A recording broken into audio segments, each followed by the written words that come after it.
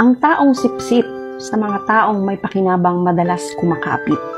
Tulad din niya ng mga plastic, hanggat may silbi ka, doon siya didikit.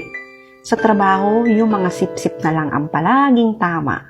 At yung mga nagtatrabaho ng maayos, ang palaging kawawa. Sipsip, sila yung uri ng nilalang na hilig pumapel sa mga amo. Piling nagmamagaling pero isip talangka naman. Dahil takot yan masapawan at maitsapwera sa sarili niyang multo. Sila yung mga taong ayaw kang maging masaya, kaya sinisiraan ka sa iba. At tipong gagawin ng lahat, mauna lang silang umangat. Kaya lagi mong tatandaan na huwag kang manira ng iba para lang umangat ka.